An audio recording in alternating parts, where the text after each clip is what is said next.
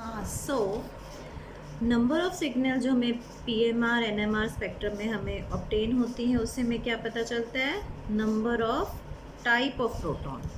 So from the number of signals,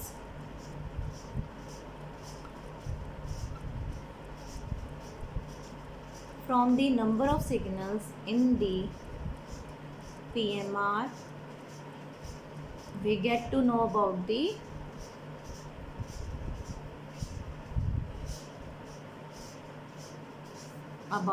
types of proton. क्या information हमें मिलती है? We get to know about the type of proton. It means कितने type के proton present हैं, सारे एक जैसे हैं या डिफरेंट एनवायरनमेंट में, ठीक है, present in the compound.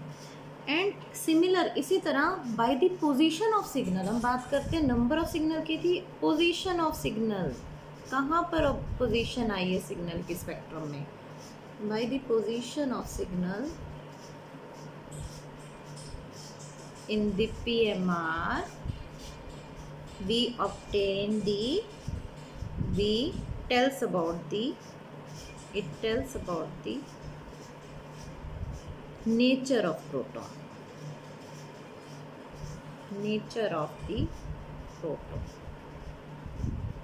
Nature of proton से बच्चे क्या समझते हैं?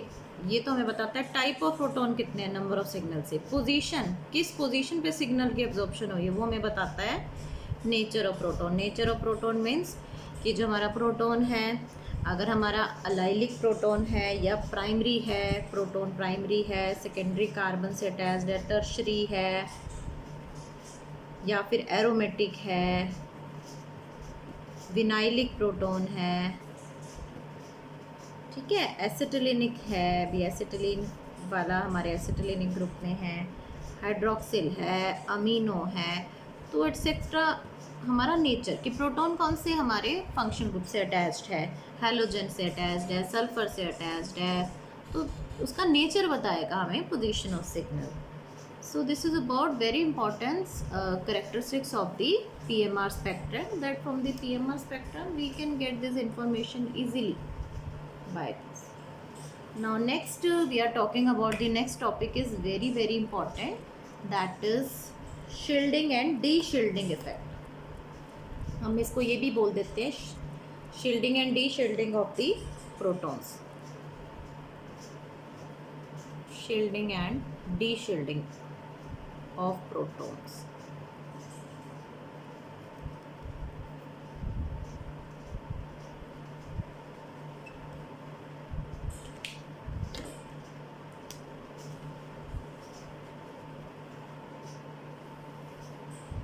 Shielding and de-shielding of the protons. So what is this shielding and de-shielding of the proton? So you can write down, when a molecule is placed in magnetic field,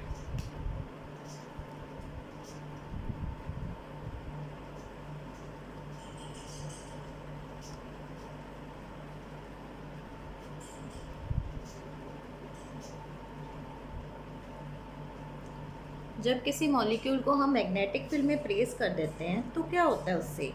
it causes the electron of the molecule to circulate. What it causes? It causes the electrons of the molecule to circulate, and due to this circulation of the electrons of the molecule, it generates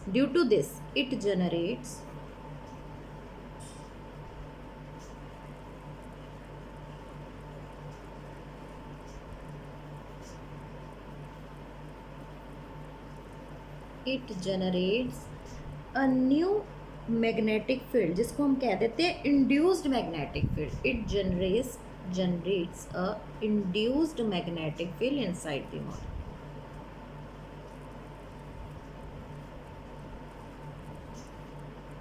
जिसको हम secondary magnetic field भी बोल देते हैं. So it is observe, जब हम molecule को place करते हैं मैग्नेटिक फील्ड में तो क्या होता है? इट कॉजेज, वो उसके कारण जो मॉलिक्यूल के इलेक्ट्रॉन है दे स्टार्ट सर्कुलेटिंग, एंड इसकी वजह से एक नई टाइप की magnetic field, induce magnetic field, जो कंपाउंड के अंदर ही इंड्यूस हो जाती है, सेकेंडरी मैग्नेटिक फील्ड प्रोड्यूस होती है।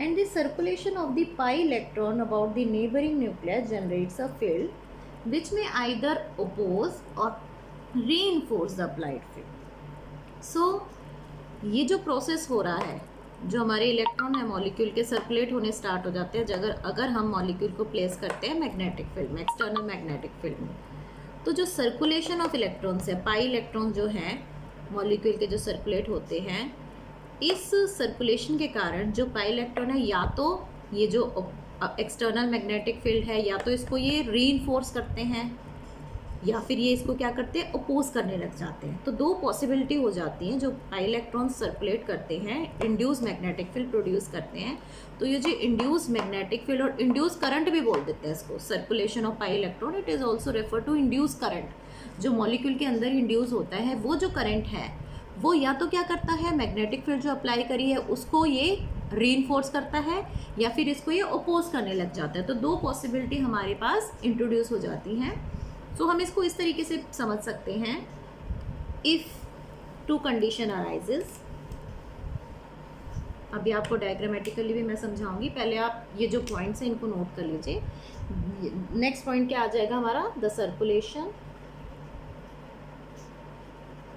जब तक आप खुद नहीं लिखेंगे बच्चों, अगर आप लेक्चर भी सुनते हैं ना इसमें, तो जब तक आप इसको खुद अपने शब्दों में आप अपने नोट्स नहीं बनाएंगे, आपको इजीली रिटेन नहीं होंगी चीज़ें।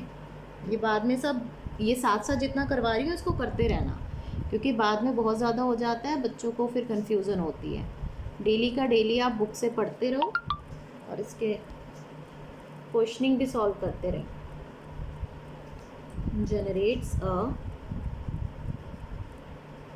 it generates a field which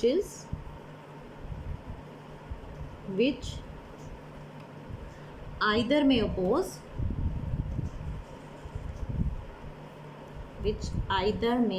oppose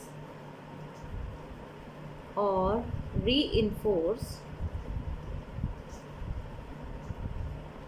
the applied magnetic field.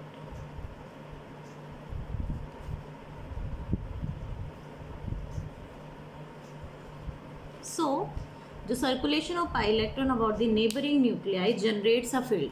कौन से फील्ड, एक सेकेंडरी मैग्नेटिक फील्ड इंट्रोड्यूस करते हैं विच आइदर अपोज भी करती है, reinforce the applied magnetic field. Clear है? So we get two conditions, we get two things like this. In this way I can make you understand. If it opposes, अगर हमारा जो first condition है, if it opposes the magnetic field, then what happens? अगर ये oppose करने लग जाती है, then the field strength experienced by the proton will decrease. जो हमारे प्रोटॉन को जो पहले मैग्नेटिक फील्ड की स्ट्रेंथ वो फील कर रहा था, वो अब कम फील करेगा। It will, the magnetic field strength experience by the proton will decrease. Write down this, the magnetic field experience, this is experienced by the proton will decrease, and then this leads to, ये मैं next ये रब कर देती हूँ, इससे next है यहाँ पर, then this leads to shielding process, this leads to shielding, shield लगा दी है, शील्डिंग ऑफ प्रोटॉन।